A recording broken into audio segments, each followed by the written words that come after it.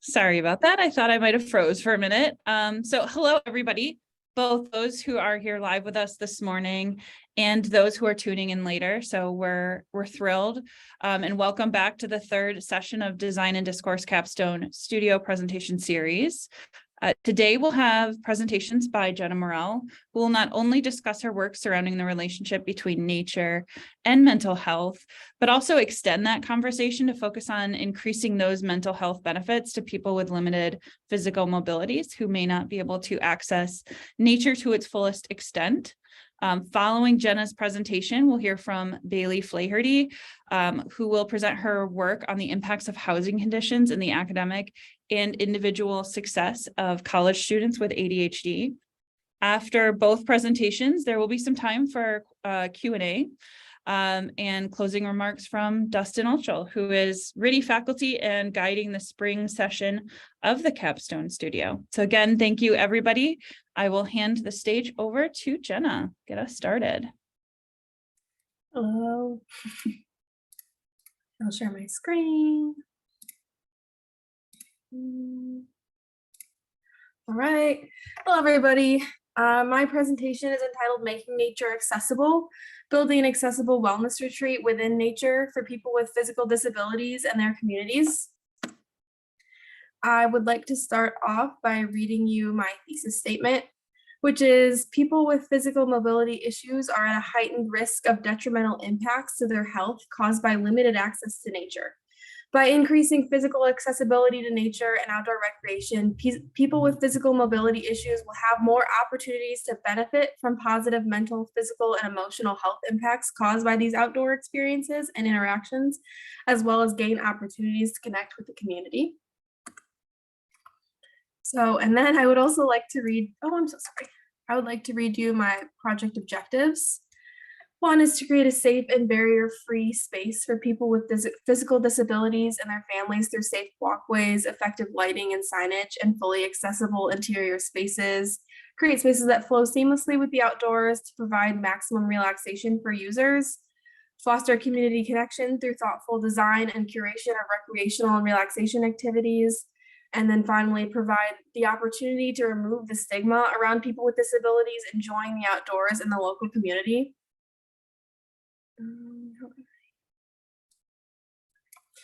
And then I would like to start off with this quote that really stuck out to me at the beginning of my research. And the question is, how does lack of access to nature manifest into real world consequences?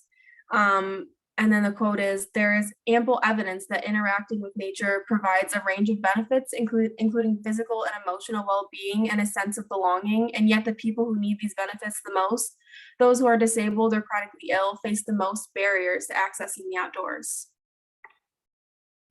And then this chart here this graphic here that I have on the left displays the 8 dimensions of wellness that also played a huge part in fueling my research. They're all barriers that if you have inaccess to any of these could cause detrimental impact on one's life. So ecological, financial, occupational. I chose to focus on the 3, which are social, physical, and emotional. And ways that I'm planning on addressing these with my recreational wellness retreat is to remove the stigma around physical disabilities and people spending time in nature. Remove as many physical barriers such as unsafe conditions and lack of important safety information, and create a safe space for connection with friends, family, and each other in nature. So overcoming the barriers to nature, these are 2 really huge disability advocates for travel, for nature, and their names are Siren Nagakairi and Mayan Ziv. Siren focuses on access for all. She really focuses mostly on access to nature and trails, creating clear signage, providing reliable information, and improving physical access when possible. Mayan focuses a lot on the impacts of travel and how travel barriers really are super prevalent, even though in this quote here, it talks about how people with disabilities are such a huge part of the population, yet they're not really considered as much as they should be when people are talking about travel and making it accessible to people. And then here I've been talking a lot about signage. I want to talk a little bit about what that means and what it means for people with disabilities and making it accessible. So it's really, the key to it is providing a lot of information, a lot of really helpful information as much as possible in a way that is really clear, in a way that is really readable. You know, the height of it is important. If it's a physical sign in nature, the height of it is important. The size of the fonts is important. All of those type of things go into creating effective signage for people with disabilities, which can be really important in nature and in trails, especially when people are possibly away from their phones. Just providing as much information as possible in those experiences is really the key to making them more accessible. And then another aspect I want to talk about, which is kind of maybe unique in an interior design presentation, is the Grit Freedom Chair, which I've done a lot of research into, and it just is sort of an external tool that we can make accessible to provide to people with physical disabilities, to maybe make the aspects of nature that we can't change as designers, because we can't change every aspect of nature, right, to make it accessible for people with physical disabilities, but sort of making the ease of access to tools like this is another really important key to making nature more accessible. And then I want to talk about implementing this recreation that I've been talking about. So what recreational activities would I include and why am I including them? So these are just three. I have around 6, I think, recreational activities. The first is gardening. It's been proven to connect people with nature and reduce anxiety. With minor adjustments, gardening can be really accessible to people. Another is kayaking and canoeing. You might have even seen these out in parks. They have accessible kayak launches that can be obviously accessed pretty easily for people with physical disabilities, and make that aspect just a lot easier for people. And then bonfire pits, which is maybe something, again, you might not think of, but bonfire pits are great spaces to connect with others. You might have a lot of really good memories around bonfire pits with your family. And surprisingly enough, I've found that bonfire pits are not always accessible to people with mobility issues due to things like uneven land, maybe even lighting at night is something that makes it difficult for people to maneuver. So creating that safe environment for people to enjoy and relax and make memories around those bonfire pits. And then here on the right, you can see I've made a day in the life diagram that includes those 3 activities and maybe who might be using them, just different demographics, small family, older person, young couple, just how their day might go at the accessible wellness retreat, and what amenities they might enjoy while they're there. And then we're here at the site location that I've chosen, which is the Presque Isle Peninsula. Here you can see a 3D view of the Presque Isle Peninsula and its existing sites. So the reason that I chose Presque Isle is that Marquette is it's right near Marquette, which is helpful, I think, to know. It's right near Marquette, so it's a big tourist location, and it's very beautiful, but it's known sometimes as maybe a more rugged experience. Not overly so, but it's a little bit hilly. So maybe making a space like this more accessible to people in any way that we can, and bringing this experience to them would be super impactful, I believe. Yeah. And then lastly, I made this preliminary site map, which shows the sort of spaces that I'm thinking of including, the sort of central visitor center where people would come together, maybe have community events, obviously check into their cabins, stuff like that. I'm thinking of providing storage for those wheelchairs that I talked about earlier at that visitor center. And then you can see the surrounding cabins, a yoga studio, an wheelchair accessible pool, things of that nature. And then I've provided sort of those dots and lines. If you look closely, you can see the gravel path, the concrete paved path, and the boardwalk. So that is sort of connecting all of these spaces together and making this site more accessible to people with physical disabilities. So yeah, I think that is all I have for you today.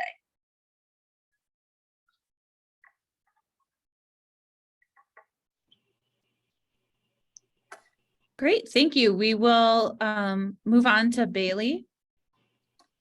So Bailey, whenever you are ready, please feel free to share your screen. Just get this.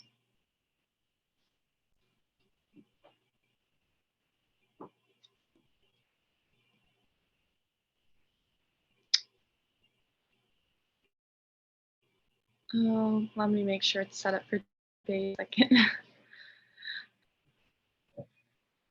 Perfect.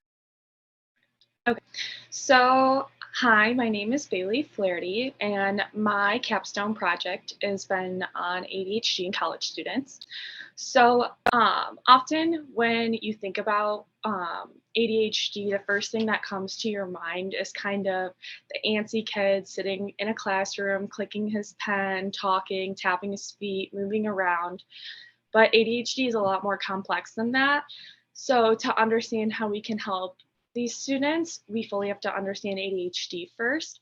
So first, I'd like to go over my thesis statement, which is people with ADHD are more likely to struggle in college when the living space is not adequate, adequately meet their specific needs. Designing a college apartment specifically for students with ADHD will improve their college experience and overall education by utilizing design to combat common struggles faced by individuals with ADHD.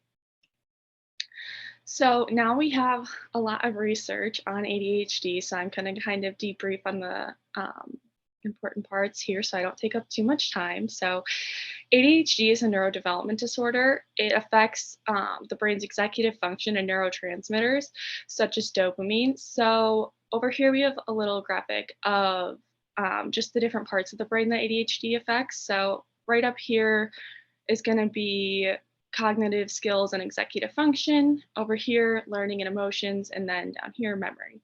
So I keep using the word executive function, but what does that really mean? Executive function can be described as a high-level cognitive skills needed to control other cognitive skills and behaviors. And to put it in simpler terms, executive function is like the brain's management system. So for people with ADHD, managing everyday life skills we all use becomes a matter of urgency and emergency. People with ADHD often find themselves with an overload of tasks and little sense of how to start them. So this is what often leads to the idea of creating a emergency to force prioritization. One example of this is waiting till the absolute last minute to start a homework assignment. So it's kind of forced to the front of your to-do list. And then when someone is diagnosed with ADHD, they typically fall into one of three categories. That would be impulsive or hyperactive type, inattentive or distracted type, or a combination of the both. Some common symptoms within each of these: hyperactivity is excessive moving, talking, fidgeting. They can kind of come off as disruptive. Inattentive is very similar. Not paying attention, not grasping concepts, but this doesn't have to do with defiance or lack of comprehension. It's just more or less ADHD makes it harder to focus. And then impulsivity, impulse shopping, not having control, searching for short-term gratification. So if a goal is going to take longer to accomplish and it's not going to give someone instant gratification, they might not be inclined to do that or put the steps forward to reach their goal. So over here, this probably looks a little chaotic. So we have little helicopters swirling around with different tasks, such as showing up to your teacher's office hours, turning in an assignment, doing the reading for your class this week, and different things that a college student might have to do throughout a week for school. So I found this really great metaphor, and that's what this is kind of depicting here. So having ADHD is like the United States having one really poorly run airport. So all these planes are swirling above, waiting to land, and all of a sudden one plane comes in with a bomb on it. Obviously, we're going to try and get that plane out of the air first, because there's danger and a sense of urgency there. And that is exactly how someone with ADHD's brain works. So that forced urgency and emergency allows for them to kind of sort through their tasks and get things started and prioritized and done.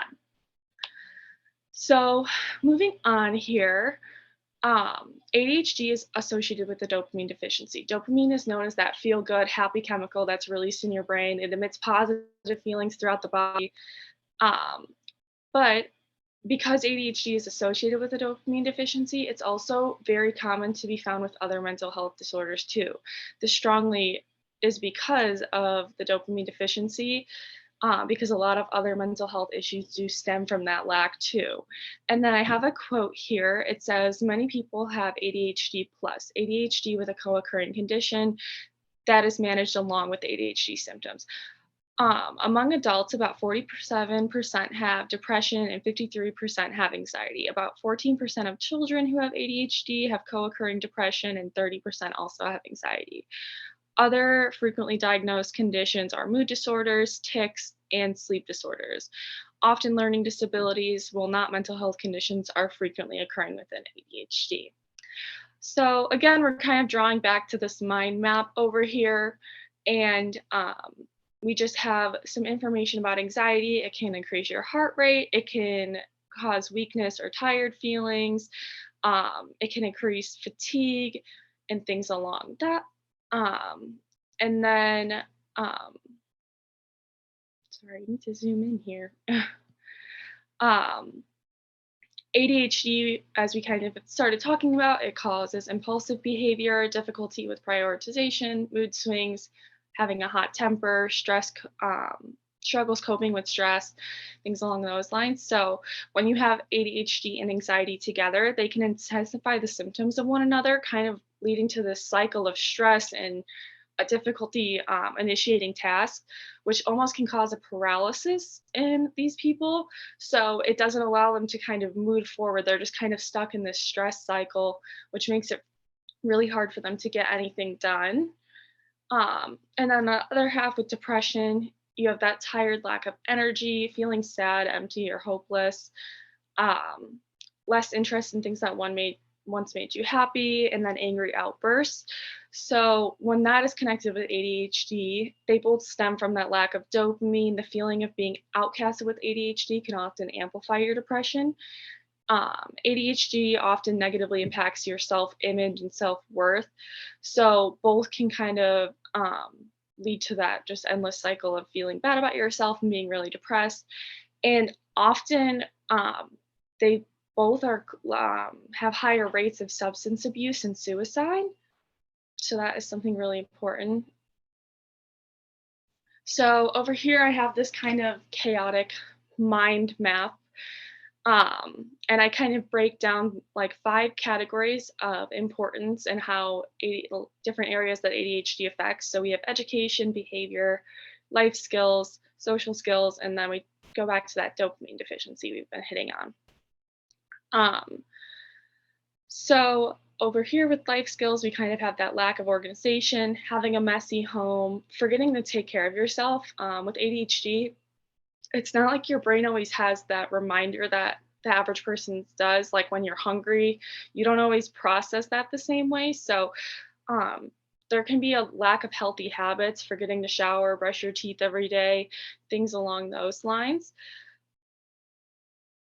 And over here, I just dive into those a little bit more, hitting on some important points. So education, you might struggle with becoming frustrated easier, missing assignments, making careless errors, and having difficulty following instruction. When it comes to general behavior, getting angry, being resentful, wanting to hurt those who may have caused you harm, deliberately annoying others, or often blaming others for your own mistakes. And then back to this dopamine deficiency, just stressing again, like how serious this can be. This is a dangerous condition because lack of dopamine makes people chase it, which often leads to drug and substance abuse. People with ADHD are 2 to 3 times more likely to have substance abuse issues. And also in college, it's kind of free for all in some sense for people for the first time in their life. So having access to the drugs and people around who are doing it for fun, it just makes it a really dangerous environment for people who lack that impulse control.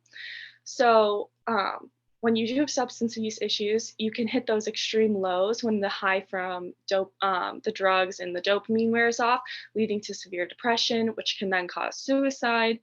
And I just have a quote with some statistics here on that. So, a study found that undergraduate students with ADHD had more than double the rate of suicidal idealization, 3 times the rate of suicide plans, and more than double the rate of suicide attempts, and um, compared to students without ADHD.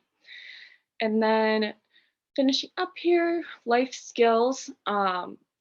Household, they might struggle with household organization, personal hygiene, getting good sleep, managing household skills, and impulse shopping. And then social relations.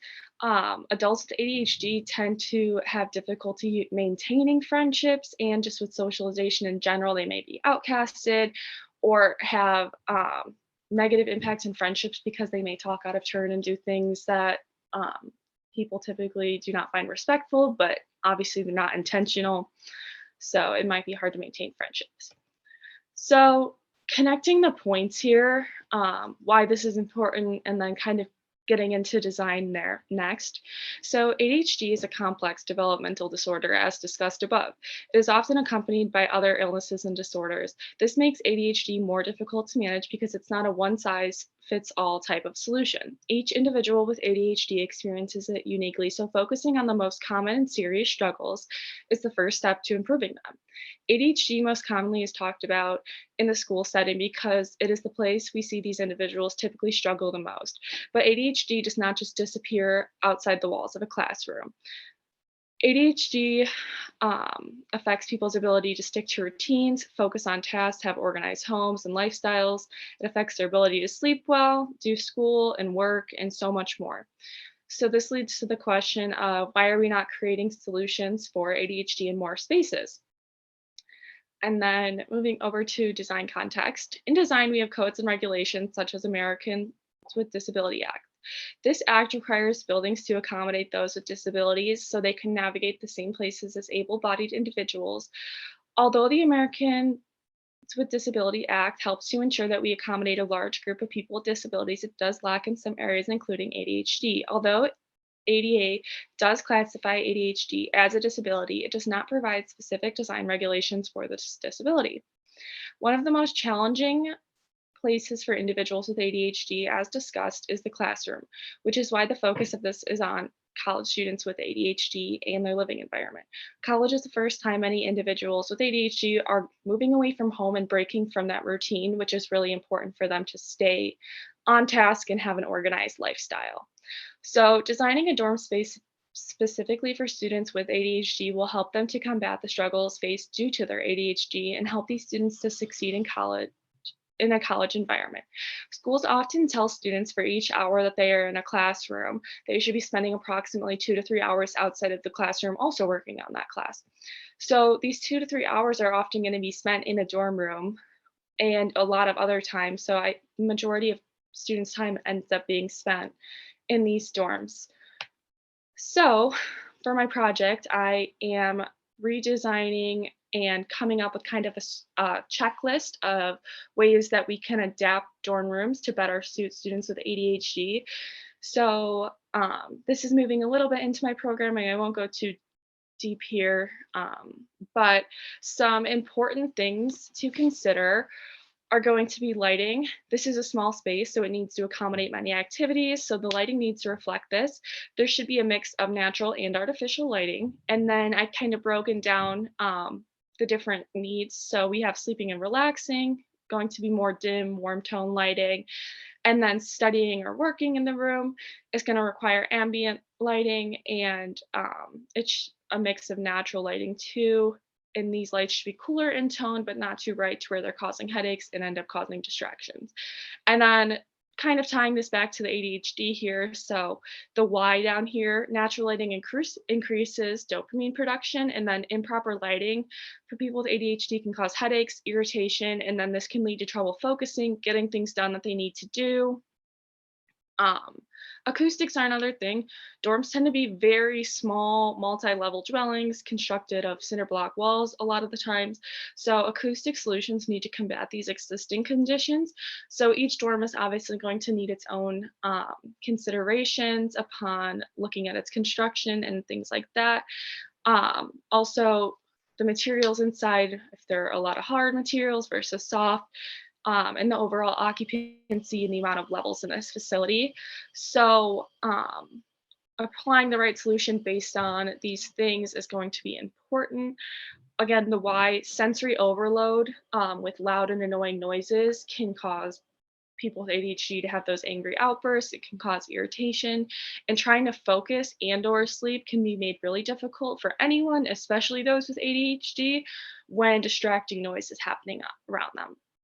And then just diving in a little bit to furniture here. So this is going to be a generally very small space, and you have to accommodate for us maybe kitchenette like microwave, mini fridge, things like that. So eating and preparing some sorts of food, sleeping, working, hanging out with your friends, studying, all of these things. So the furniture considerations in here do have to all be able to fit inside a small room size wise, but something that might be beneficial here would be having multi-purpose furniture. Dorms can have a variety of layouts, so depending on if there's one roommate or the amount of occupants in that space, furniture layouts are definitely going to change with that. Specifically in a dorm with more than one person, you're usually splitting the room somehow in half or trying to be equal. So typically you're going to have your desk, bed, and then maybe a dresser or wardrobe on your side for each person. And then I just noted too, having a separation between your work, sleep, and maybe get ready space is important. With ADHD, you want to kind of almost train your brain that when you lay in bed, it is time to go to bed. And when you move over to the desk, it's time to get work done, because it is hard to initiate tasks, but also once you're doing that task, sometimes it can be hard to step away because you just kind of get on that roll. But for people with ADHD, it's really hard to step away once they're kind of going. So having a separation of space will allow them to kind of train their brain that in each area, a different task should be performed, and it should help to eventually make it easier to do those tasks. And then I also talk about having some flexible seating for like hyperactivity, people who are antsy, moving around constantly. You're in a small space, so having different seating options to switch around to. And then I did go ahead and went through and picked 10 different dorms. I tried to kind of do all different kind of styles. So some really small schools, bigger schools, older schools, newer, all sorts of things. So I just have my existing conditions kind of laid out here with the name of each of these dorms, just so we're getting a variety of change. It's not just kind of one place that I'm changing, but that is all I have. Thank you so much. I really enjoyed seeing all the different dorm rooms that you've looked into. One of the questions that I have for both of you as expert panelists is to discuss the role of precedent in your research that has led you to this point, and particular findings that you found interesting from those precedent studies that it's like kind of unknown information that you were surprised about, or maybe it sparked a certain specific interest. I can go first if you want, or if you want to go first. You can go ahead. Okay. So in my precedent study research, it was a little bit unique because I looked into camping, and I looked into luxury resorts. There's nothing really that I found that really fit the bill for what I wanted to do. There are accessible camping spots, there are accessible features within those camping spots, but there are no campsites, at least that I found, that are really centered around accessibility, except for when I looked at veterans camping. So I did look a little bit into, there are a few around the country that are focused on veterans coming there. You know, they can come there for free.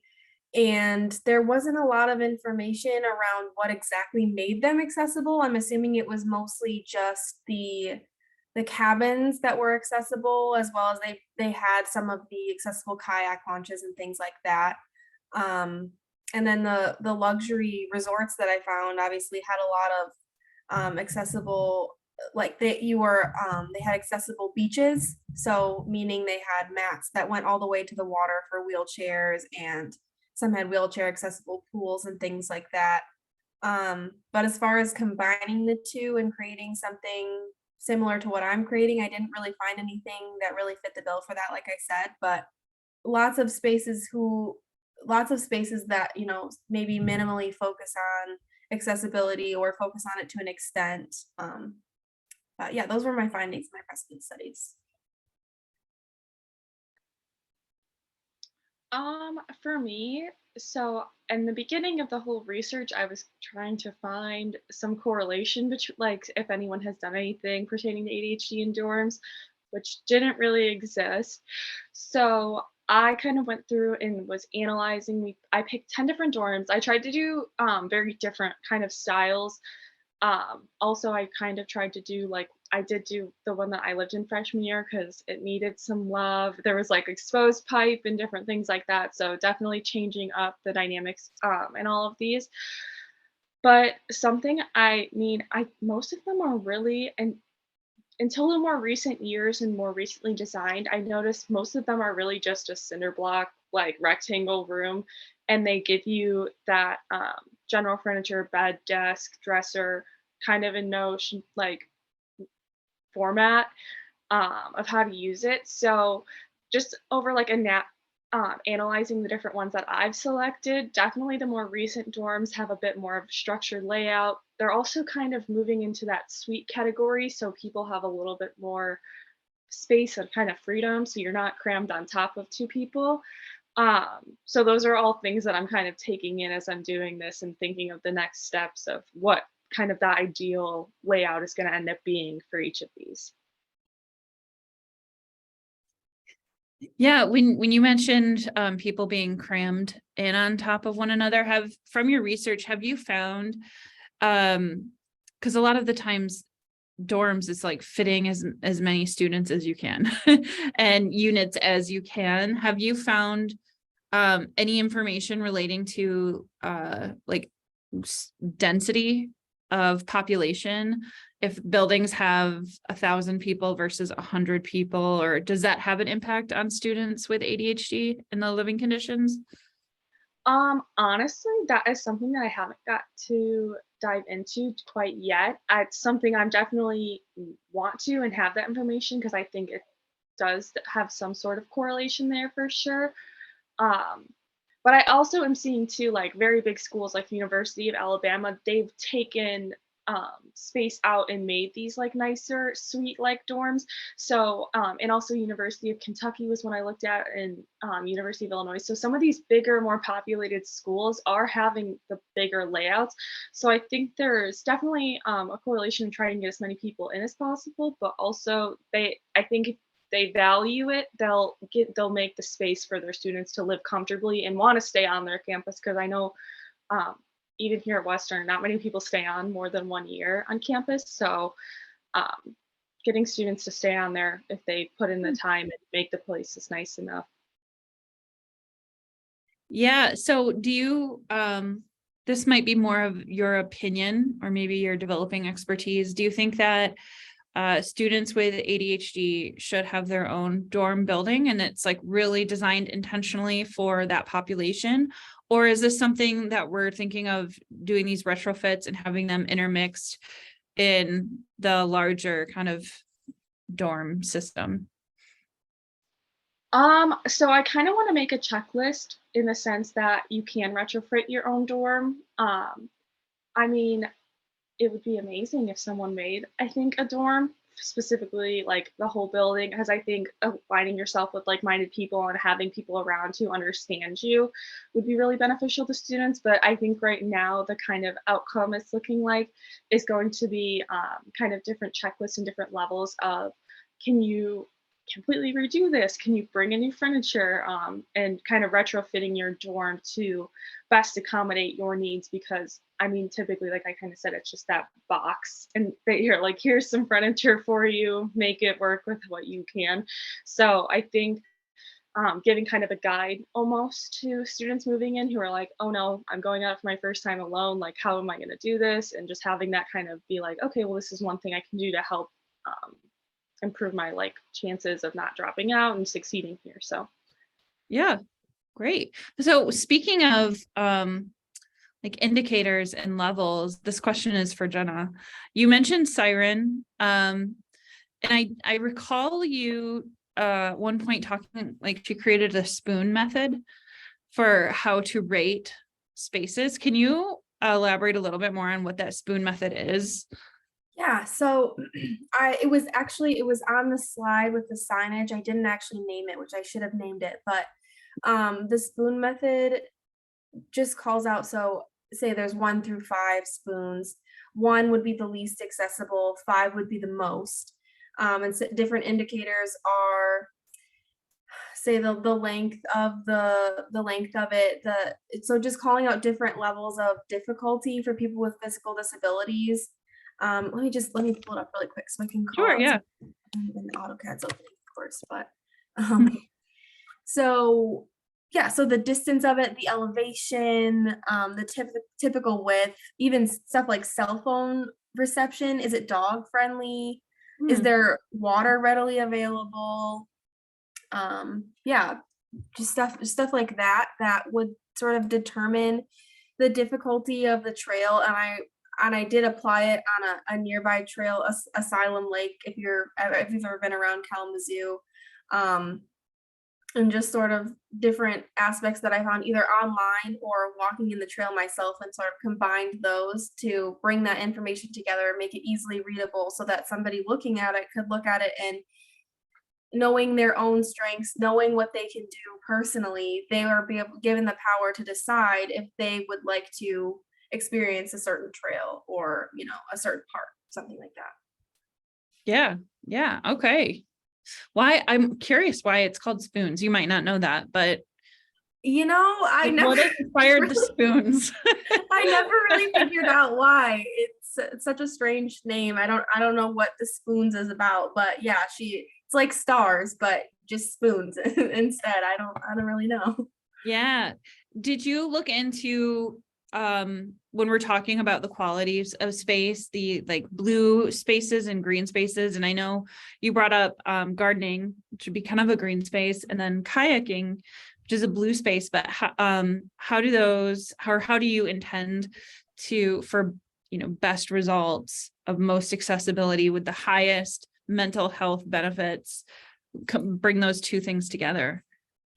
So with the blue and the green spaces, this is basically at its core just, parks and forests and things of that nature would be the green spaces. The blue spaces would be oceans, lakes, ponds, things of that nature. Bringing those two aspects together to create a space that is truly relaxing, calming, integrating you into nature as much as possible. I know there's a lot of research about bringing blue and green spaces into cities to make cities a little bit more higher access to nature. But my research really just revolves around what makes them beneficial, and it's just the fact that it's just relaxing for people. It's just something about nature is just very relaxing for people. So, and then the ecotherapy side to that. Ecotherapy is basically just an alternative to traditional talk therapy. So it's not necessarily a replacement for it, it's more supplemental. So ecotherapy really is just about being in nature. It's specifically even more helpful when you do it with a community, when you're surrounded by people who are also, gardening is like one of the really big ones. You're getting your hands dirty, you're touching the earth, that sort of stuff. You're really integrated in it and focused on a task. with other people, with other communities. In my research, I found that is a really beneficial thing for people. Like, people are really coming out with significantly different attitudes after having these ecotherapy experiences, which are, generally they are orchestrated by a professional, somebody who knows a lot about ecotherapy and can sort of orchestrate these type of experiences in a way that's beneficial for people. So ecotherapy is just a little bit different than being outdoors. It's a little bit of a combination between traditional therapy and, just experiencing nature in a way that's very intentional, very just connected with nature in a way that's different than just taking a walk outside or, something like that. So that's sort of the purpose behind a lot of my recreational and relaxation activities, is to truly connect people with nature and also connect them with their community. Yeah, I'm really glad that you brought up dog friendly for people that might have service dogs and want to know what type of terrain or wildlife they might encounter. Right. Because the dog maybe might make them a higher risk of wildlife approaching, or maybe not. But animal therapy, you've mentioned animal therapy as a tenet of ecotherapy as well. Since you are designing kind of like a larger area in nature, do you intend to incorporate more animal therapy, or is that the natural experience they'll get from just being in wildlife?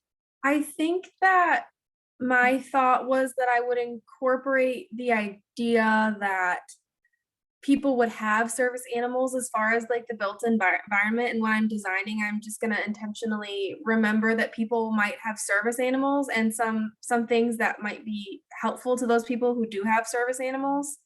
I don't necessarily know that I'm specifically going to include animal therapy as a part of the wellness retreat, but just keeping in mind that a lot of people with physical disabilities do have service animals, and that is something that I want to keep in mind when I'm designing.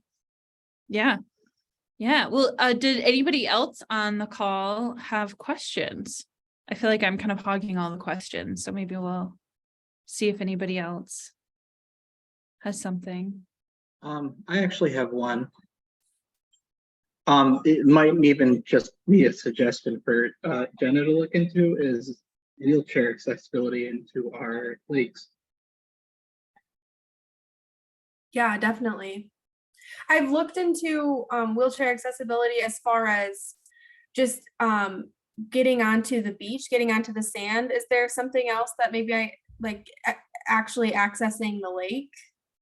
Or Yeah, they do make some wheelchairs that are water accessible. yes. But the issue with some of the beaches in Michigan is a lot of the times you have a shallow drop off. Mm-hmm.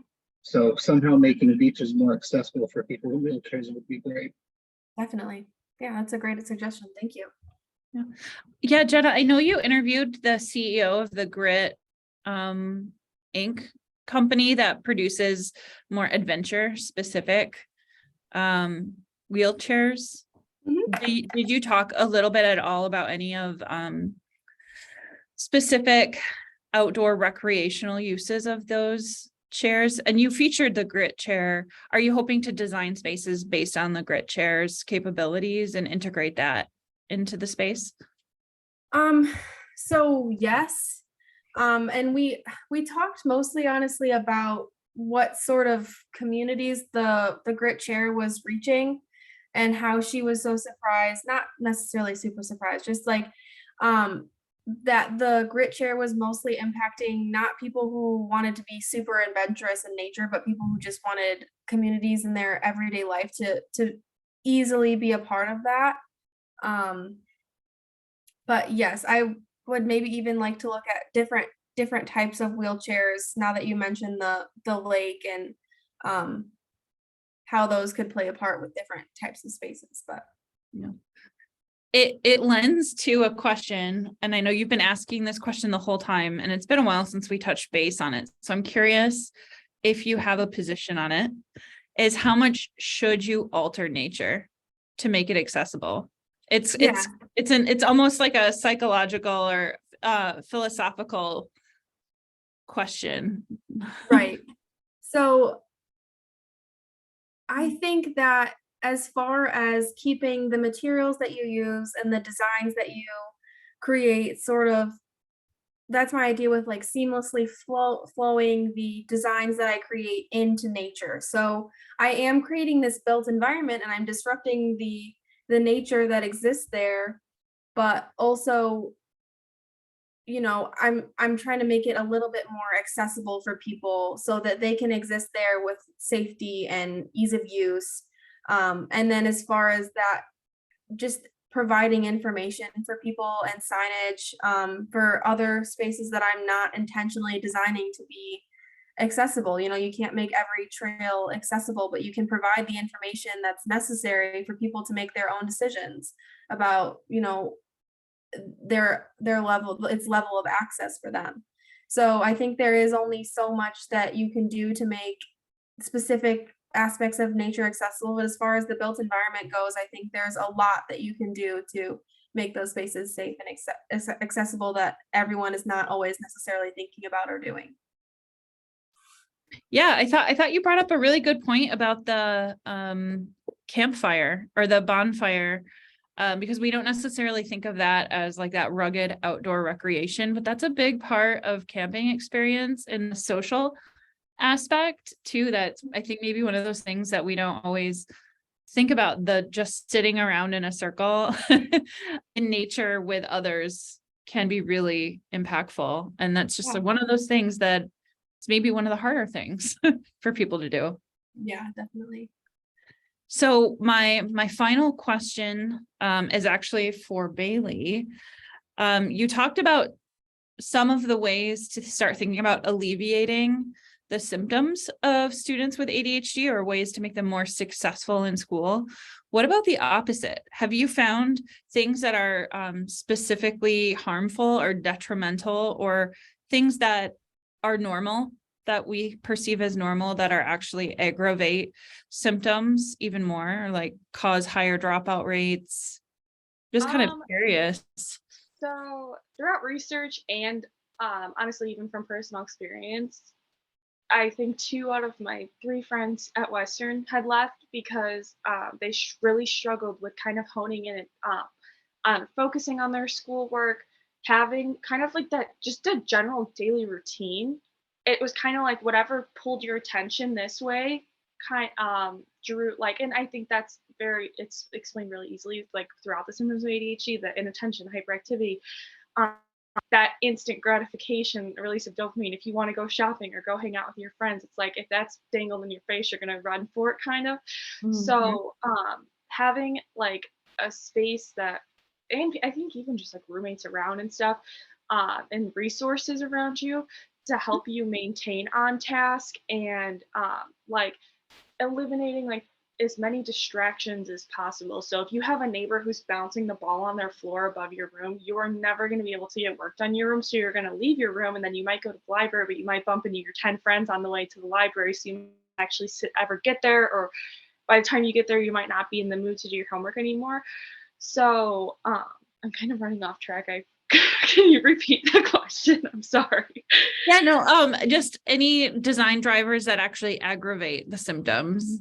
Okay, yes. So that could be distractions through the building systems. If you mentioned somebody bouncing a ball above you is not a building system. Yeah. But I guess it could be related to better acoustic separation of a space. Yeah.